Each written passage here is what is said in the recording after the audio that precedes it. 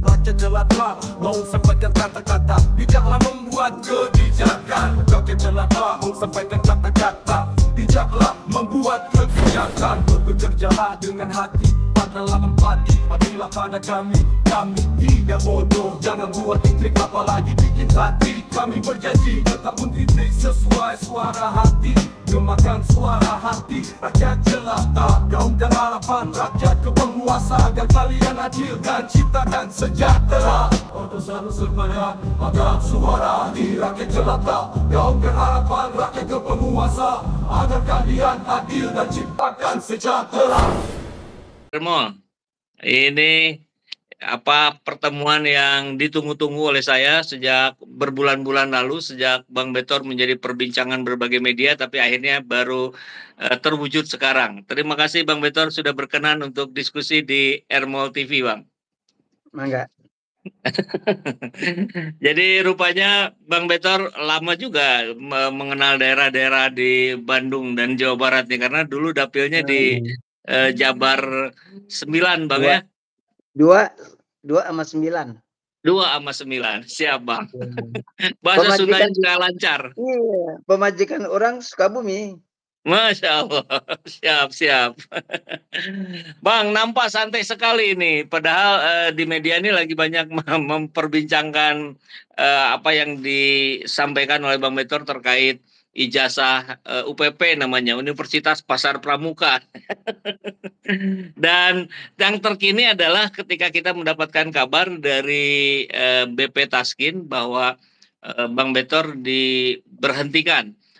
Satu, karena masa kontraknya sudah habis, tentu itu tidak perlu dipertanyakan. Tapi berikutnya ada yang disebutkan ada pelanggaran kode etik dan kinerja yang tidak sesuai. Nah, ini yang kemudian menjadi perbincangan publik hari ini, karena kita sering melihat di era-era sebelumnya pun bagaimana upaya-upaya pembungkaman terhadap kritik ini marak gitu, Bang. Nah, jadi pertanyaannya barangkali, apakah ini terkait dengan soal ijazah kemarin yang sampai hari ini menjadi ramai terus, diberhentikan di situ, Bang? Ya, jadi nasib saya ini yang kedua. Begitu saya ikut masuk dalam kekuasaan, dalam pemerintahan, ini terulang. Jadi pada waktu saya di kantor staf presiden, saya mengikuti irama kerjanya Jokowi. Pada waktu itu saya bangga sekali sama Jokowi waktu dia jadi gubernur, merubah pelayanan publik dari sistem loket yang ada di kelurahan-kelurahan menjadi seperti pelayanan publik di bank. Orang duduk di sofa dengan santun, dikasih minum gitu. Kagum saya sama Jokowi. Jadi dirobahlah itu pelayanan publik yang ada di kelurahan-kelurahan yang tadinya pakai loket. Nah, pada tahun 2015 itu Jokowi mengumpulkan semua kita katakan eselon 2, eselon 1 untuk merubah cara kerja pelayanan. Jadi Jokowi minta dikumpulnya orang-orang itu diminta supaya mempercepat pelayanan publik, terutama penandatanganan surat-surat. Dikumpullah itu semua di Departemen Keuangan. Saya kagum karena setelah dari itu orang banyak datang ke istana, baik itu ke kantor presiden maupun ke wakil presiden. Mereka mempertanyakan program-programnya Jokowi.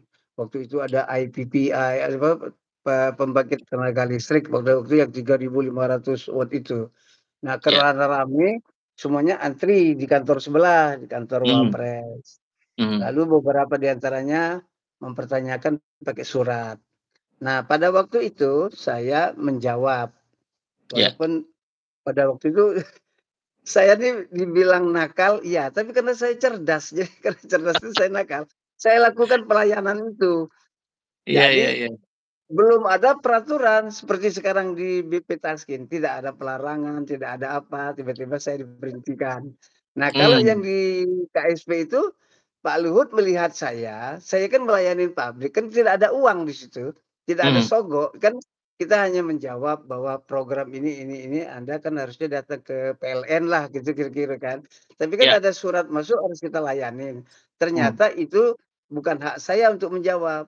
Tapi tidak Mhm. ada larangan. Kan Mahfud bilang, yang namanya peraturan itu kalau nggak ada larangan kerjain. Jadi Ya, saya ya, karena nggak ada peraturan saya kerjain. ya. Nah, akibat saya membuat surat jawaban itu, dituduh sama orang saya menggunakan segala macam lah. Enggak, saya hanya melayani. Nah, dari akibat itu waktu itu saya di eselon 2 Mmm, dilantik lagi sama Pak Luhut supaya saya naik ke eselon 1. Jadi mhm, saya adalah orang berdua, satu-satunya berdua dengan Pak Ustadz, orang yang dilantik oleh Pak Luhut secara kenegaraan. Jadi yang lalu kami pernah dilantik, ya, ya kan, dilantik, terus dengan ini terus saya dilantik lagi. Nah, jadi saya adalah orang yang dua dua kali dilantik oleh Pak Luhut secara kenegaraan. Jadi upacara pelantikan. mmm, Karena saya nggak mhm, merasa salah dan Pak Luhut juga bingung, "Kamu mau ditegur pakai apa? Belum ada peraturan." Nah, mhm, peraturan itu baru dibikin setelah zamannya Teten. Jadi, mmm, semua surat menyurat itu diatur harus melalui deputi gitu-gitu. Tidak boleh ya, yang lain tanda tangan, harus begini. Bolehlah diatur siapa terima mmm, siapa, bagaimana menerima orang. Nah, mhm, waktu yang zaman saya itu belum yang di awal. Nah, sama mmm, dengan di BP Taskin.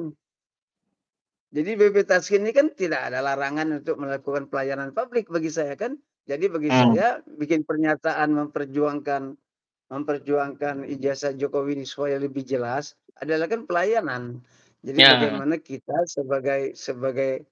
sebagai aparat lah atau apalah kita ingin memperjelas ini kasus ijazah palsu ini di mana sebenarnya. Nah, mmm, saya masuk di situ. Jadi tidak ada hubungannya dengan kantor ini sebenarnya. Ini kan hak politik saya.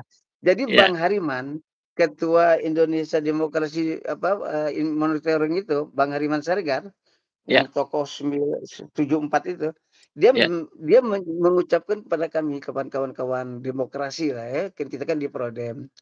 Kita ini sebagai warga negara hanya memberikan 10% hak politik kita kepada partai, kepada pemerintah. 90% itu kan hak milik kita. Hak milik mmm, kita itu adalah 90% untuk berpolitik. Kita mau ngapain aja selagi kita nggak bunuh orang, nggak masalah. Nah, jadi mmm, saya menggunakan hak politik saya itu. Jadi ya, BP Taskin menggunakan 10% yang saya serahkan kepada negara, bahwa saya harus ya, diberhentikan, ya sudah. Jadi BP Taskin menggunakan 10% itu, kalah punya saya yang 90. Jadi saya diajarin Bang Hariman, bahwa kita ini mmm, menggunakan hak politik kita, ada hak 90% yang harus kita pertahankan. Nah itu. Jadi ya, kalau BP Taskin mengambil kebijakannya seperti itu, ya saya nggak bisa ngapa-ngapain. oke, Bang.